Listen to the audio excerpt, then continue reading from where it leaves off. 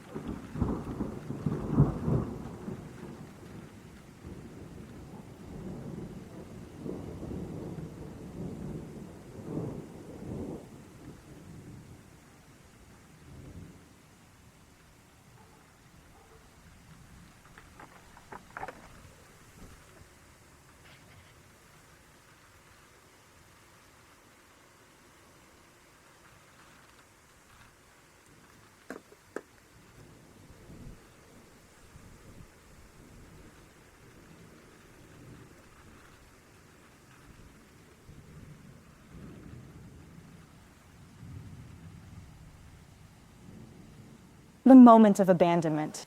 It happened on a Thursday. Not that Dusty knew what days were, but the air was colder, and the stars were hidden behind a curtain of low gray clouds.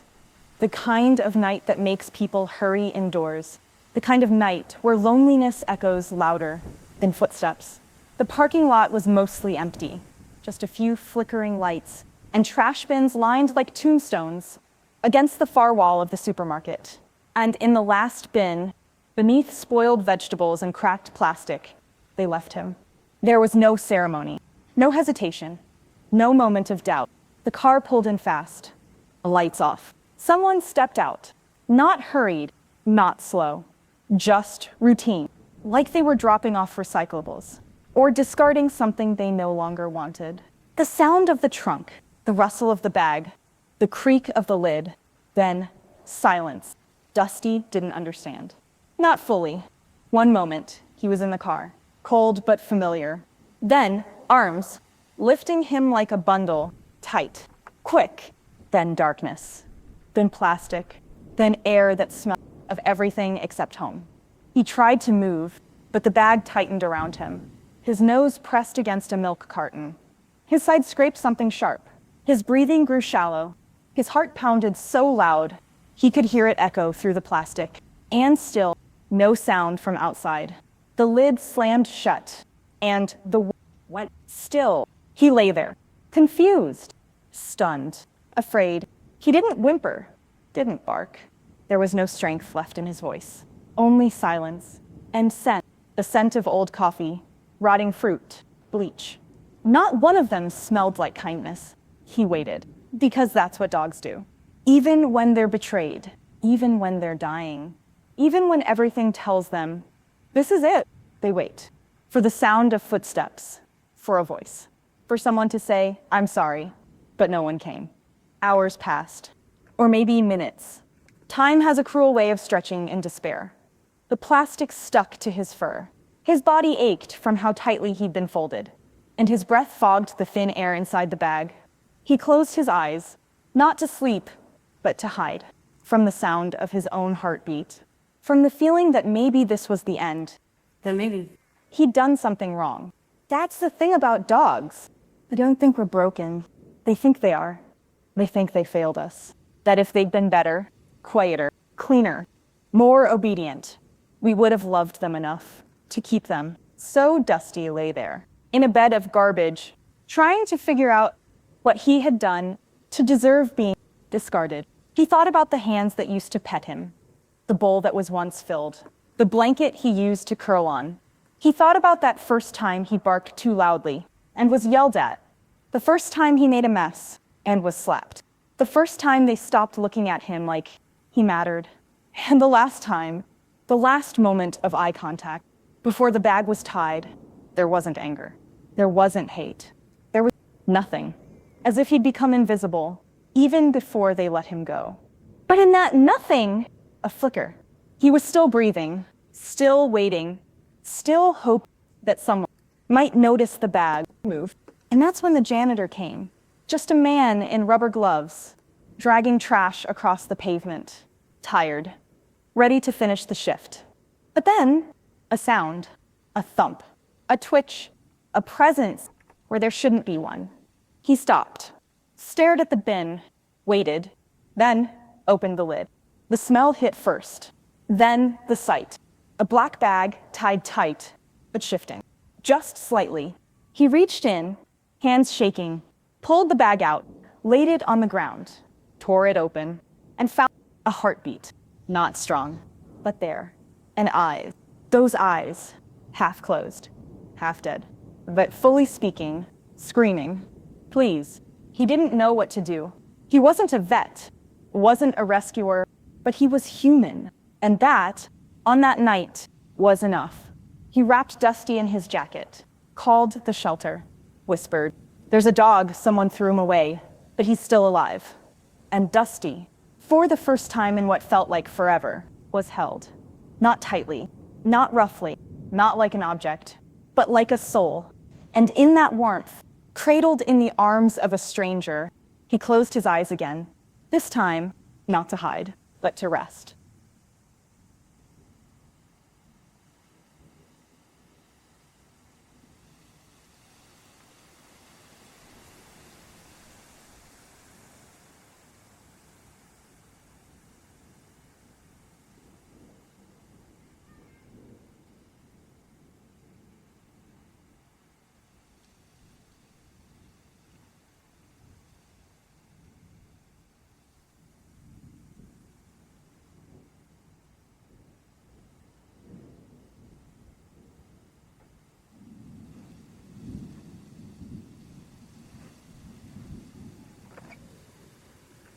waiting, and the inner state of the dog. Recovery is not loud. It doesn't arrive like thunder. It comes in whispers, in slow blinks, hesitant tail twitches, and long, quiet sighs from a soul too tired to expect miracles. Dusty was taken to the shelter's emergency clinic, not because they had space. They rarely did. But because something in his eyes made it impossible to say no, they carried him gently, laid him on a table under soft white lights, not the cold fluorescent kind, warmer, gentler, like moonlight in a place made of cement and linoleum. They clipped the fur away from the wounds, cleaned the sores, flushed the infection from his ears, gave him fluids, slowly, let the needle rest beneath his skin like a temporary promise. He didn't fight, didn't growl. He simply allowed, because allowing was all he had left. He watched them, from under heavy eyelids, from a heart that beat like a cautious drum. He was used to hands, but not hands that asked permission, not hands that paused to offer comfort. Before contact, they named him Dusty, officially that day, not because he was dirty, but because he reminded them of something once precious, left on a shelf too long, forgotten, but never without worth. The first night in the clinic, he didn't sleep, not truly, not deeply. His eyes would close and then snap open, each sound a trigger, each shadow a memory. He curled into the smallest shape he could manage, as if to disappear inside himself, to take up less space, to become invisible on his own terms. Food was left by his side. He sniffed it, turned his head, not from pride, but from pain, because when the body is starved, the soul often is too, and it takes longer for the soul to trust again.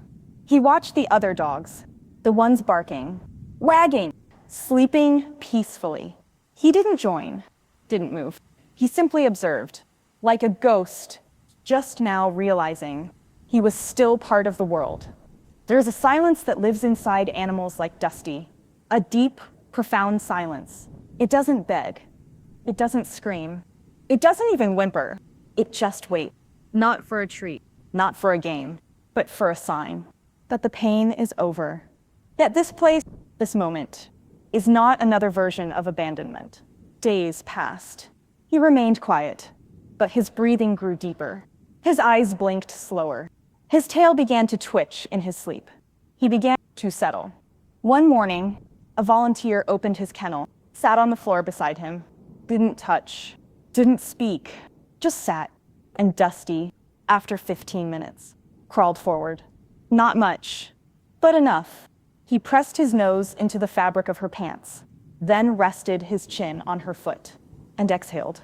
That breath was everything, because it meant his body was beginning to believe that it was safe to be again. She cried, quietly, fingers frozen on her lap, not wanting to scare him, not wanting to move. And he stayed. Eyes closed, wrapped in the gravity of a kindness that expected nothing in return. Over the next week, his appetite returned, his legs steadied. He started to stretch when he woke, to lift his head when someone approached. The world was still large, still unpredictable, still full of ghosts, but it was also not entirely cruel. And in this in-between space, Dusty waited, not with despair, not with desperation, but with a quiet patience born of resilience, because waiting had become his survival. But this time, he wasn't waiting to be thrown away. He was waiting to be chosen. And that, for a soul like Dusty, was the beginning of rebirth.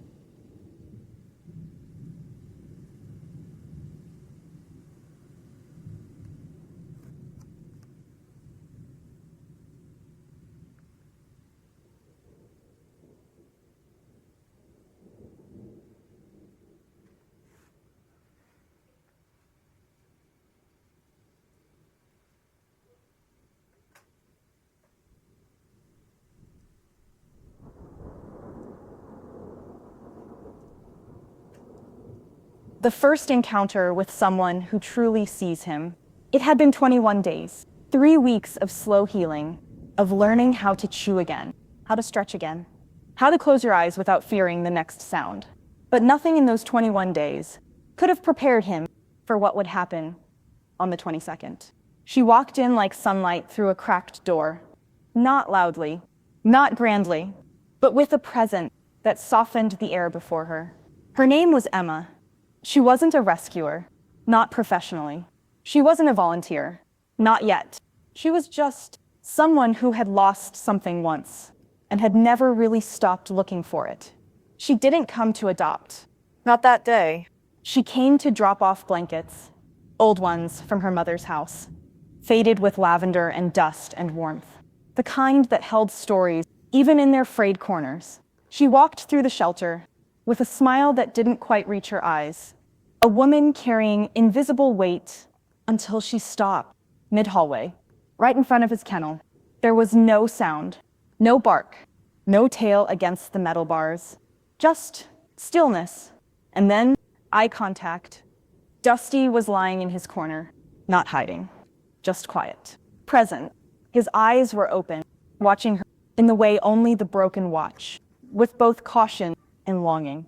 And she didn't look away, not like others did, not with that quick glance of pity, or that avoidance people offer when they're not ready to feel too much. She saw him, all of him, the filth he'd come from, the weight he carried, the scars behind the eyes.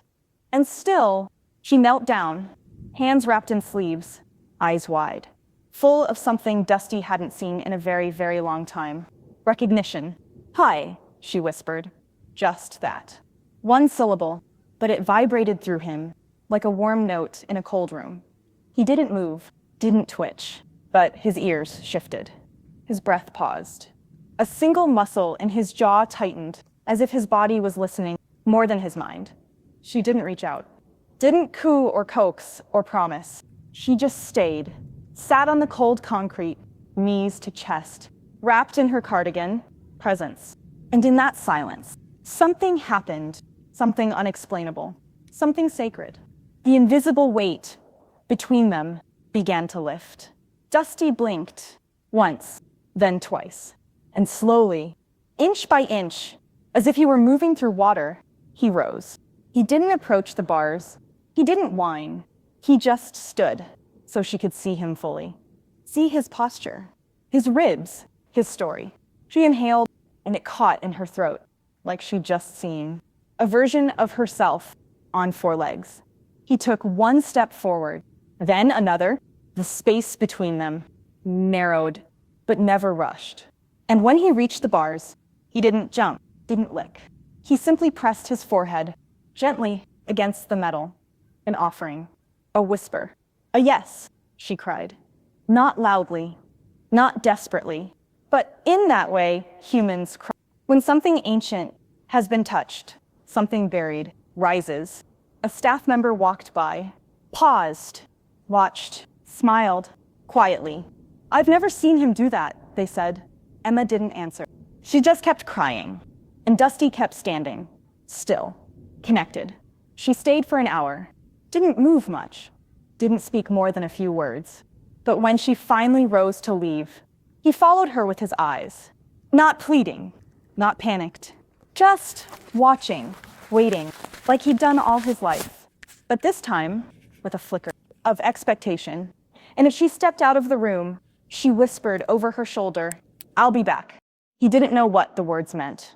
Not logically, but something in her voice, something in her scent, settled deep inside him, like a seed planting itself in thawed soil. That night, he didn't curl as tightly, he didn't wake as often. And once, just once, he dreamed. A quiet dream of soft hands, of warm fabric, of a woman with tired eyes who sat on the floor and saw him.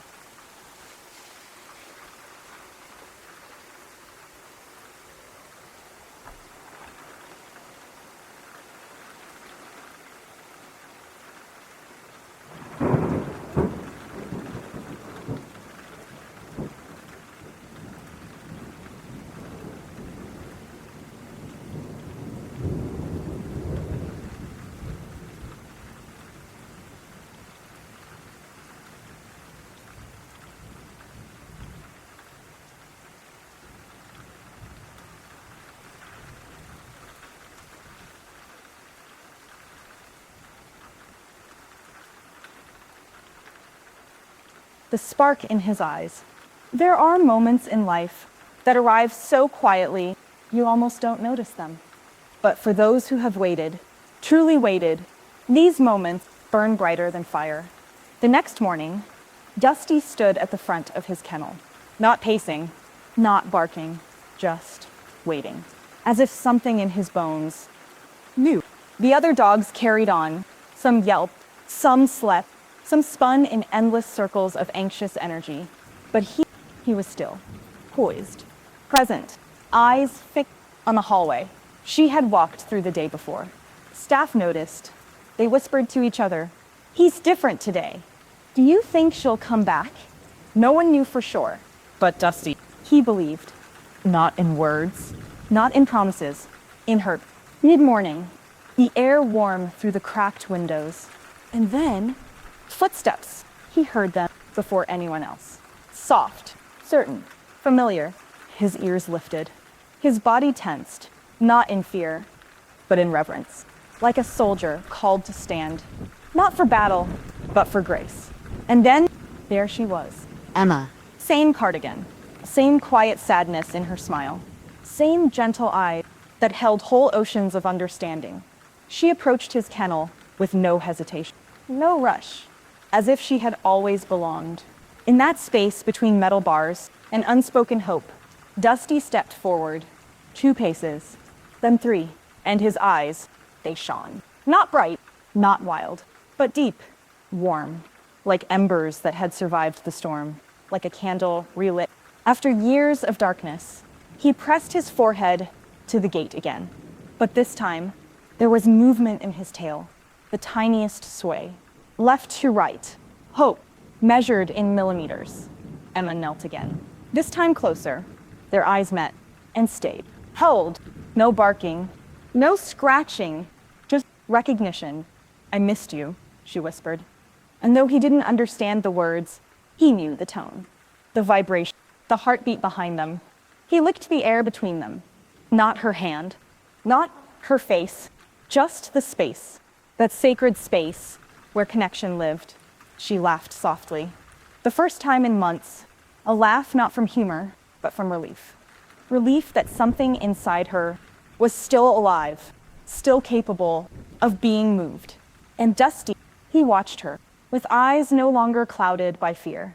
They were still tired, still wary, but they were awake, lit from within, by a spark that even cruel couldn't extinguish. Emma stood, spoke with the staff, asked questions, nodded. Dusty didn't follow the conversation. He only followed her, with his eyes, with his ears, with the tilt of his head. And when she returned, holding the leash, he didn't retreat. He sat, still, trusting, waiting. The kennel door opened with a soft metallic moan, a sound that once meant danger. Now, it meant freedom. She stepped inside, kneeling again, slipping the collar gently around his neck. He didn't flinch, didn't resist. He closed his eyes and leaned in, not because he had to, but because he chose to. And when she clipped the leash, there was no panic, only presence, as if the rope between them was not a restraint, but a bridge. She led him out, slowly, tenderly, one footstep at a time, and Dusty, for the first time in forever, walked, not because he was being pulled, but because someone was finally walking with him. They reached the grass outside, and he froze, overwhelmed by color, by scent, by air that didn't taste like bleach or confinement. Emma knelt again, waited, and he took a step forward, then another, until he was nose-deep in clover, tasting green, tasting freedom. When he looked up at her, there was no fear in his eyes, only a question, "Is this real?"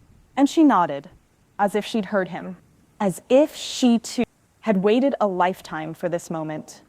The spark in his eyes wasn't just light. It was a reflection of being seen, being wanted, being chosen.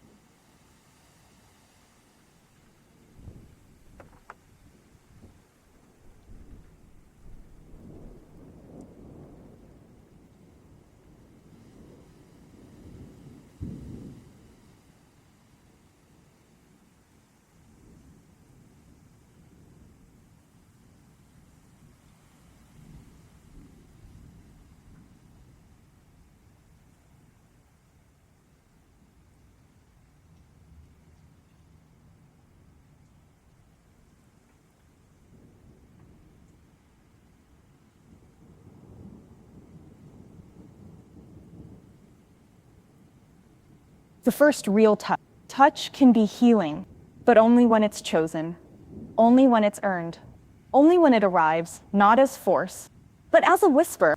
They stood there, Emma and Dusty, beneath a tree outside the shelter, the kind that blooms early, soft pink petals fluttering like sighs in the breeze. She let the leash go slack, not to test him, not to tease, but to offer freedom. He didn't run, didn't pull, didn't look for the fences. He stayed close, as if proximity was safer than distance, as if closeness didn't feel like a trap anymore, but a comfort. Emma crouched slowly, knees creaking, hands trembling just a little. She didn't reach out yet. She waited, and Dusty took a step, then another. He was shaking, but not from fear, from feeling too much all at once. The scent of trust, the sound of someone's breath, who didn't want to hurt him. When he reached her, he paused. His eyes searched hers, looking for something solid, something soft, something that didn't flinch. And there, in her gaze, he found it. She lifted her hand, slow as sunrise, and let it hover, just inches from his face. Open, still, offered no demand, no control, just space to decide. Dusty leaned in, not rushed, not desperate. Just sure. He pressed his nose into her palm, as if returning a memory that had been lost. And she exhaled like someone who had been holding her breath for far too long. Then, gently, she moved her fingers up the side of his jaw, behind the ear, down the back of his neck. Soft circles, tender rhythms, the kind of touch that says, I know you've been hurt, but I am not them. And Dusty melted. His whole body relaxed, like tension unraveling, like grief released, through the skin. He didn't collapse. He rested. The difference is everything. Emma sat down in the grass, legs crossed, leash draped loosely beside her. Dusty circled once, then again, as if testing the energy, the space. And then he curled up beside her, pressed his side to her knee, laid his chin on her foot, and sighed. Not from pain, but from permission. She reached down again, ran her hand slowly through his fur, and whispered words he'd never heard before, but somehow recognized. You're safe now. You're so good. You're home. Tears spilled onto her cheeks, not like a flood, more like a steady stream that had waited years to be acknowledged. And Dusty, he stayed still, not stiff, not afraid, just still, listening with his body, receiving with his soul. In that hour, the grass grew warmer, the wind softened, the world faded. There was no kennel, no trash bag, no path, only presence. Two broken hearts beating side by side. Not in rhythm yet, but in recognition. Later, Emma helped him into the car. He hesitated. The last time he was in a vehicle, he was discarded like garbage. But this time, he was invited. She placed a soft blanket on the seat, one of the ones she donated. It smelled like home, of warmth, of somewhere else to belong. He looked at her once more, then climbed in. She didn't cheer, didn't praise. She just smiled and started the engine. As the road rolled beneath them, Dusty watched the world blur past. And slowly, his eyes closed. Not to hide, not to shut it out, but to rest, to trust, to begin again.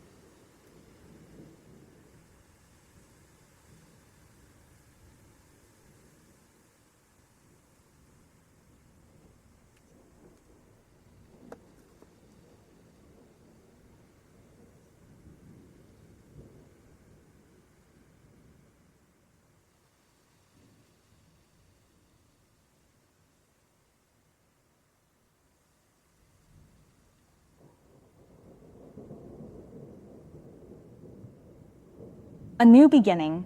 The first night in her home, Dusty didn't sleep much. Not because he was afraid, but because he was aware. Every creak in the floor, every light shift in the room, every sound the wind made as it touched the windows, he heard it all, but didn't flinch, because no one yelled. No one slammed a door. No one tied him up or shut him out. He laid curled at the foot of her bed, on a blanket that smelled like her, like lavender and books and something else, belonging. Emma slept soundly, one hand draped over the edge of the mattress. And at one point during the night, Dusty got up, softly, moved closer, pressed his nose into her fingers, just for a second, to be sure, and then returned to the floor and let himself fully exhale. That morning, he woke to sun, not barking, not the sting of cold on concrete, just sunlight, warm and honest, stretching across the floor like a golden invitation. She made tea. He watched every movement, every clink and breath, not because he didn't trust her, but because he still couldn't believe this was his life now. But when she turned, smiled, and knelt with that familiar calm, when she held out a small bowl of food and said his name, Dusty, his ears lifted.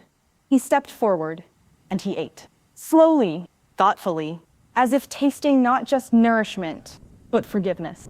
Days passed, then weeks. Dusty learned the rhythms of the house. The sound of the mail slot, the way the floor warmed under the window at noon, the softness of the bed he was now invited to nap on. He learned that baths didn't mean punishment, that voices could be gentle, that hands could stay still until he chose. He discovered squeaky toys, mirrors, rain on windows, and for the first time, he barked playfully. Emma cried when it happened, because a joyful bark from a dog who once had no voice is holy. One evening, they sat in the garden. Emma with her tea, Dusty lying beside her, head on her feet, the sky turning peach and gold, the air full of blooming things. She looked down at him and said, "You were never trash. You were treasure. They just didn't know how to carry you." He looked up, held her eyes, and wagged his tail. Not a question, not a doubt, just a yes. There are scars on his body still. Some you can see, some you can't. But every time Emma touches them, she touches gently, lovingly, as if to say, you are not the pain that happened to you. You are the love that rose from it. He is still learning, still softening, still growing into the space he was always meant to have. But now, he grows with someone. And that makes all the difference. Dusty isn't just a rescue. He isn't just a survivor. He is alive. He is chosen. He is home.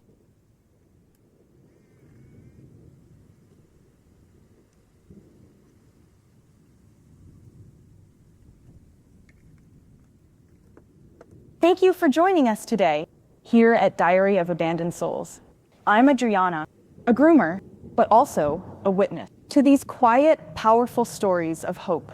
Every story we share here was whispered to us through fur and fear in our salon, where rescue begins with a bath but ends in love. Dusty's journey reminds us that even when you're treated like trash, you are never worthless.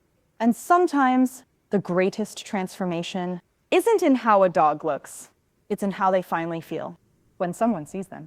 If this story touched you, please subscribe to Diary of Abandoned Souls. Every follow helps us share more stories like Dusty's. And in the description below, you'll find a link to our grooming channel, where you can watch real rescues bloom through compassion and care. Because in every abandoned soul, there is a heartbeat that still believes someone, somewhere, will choose them.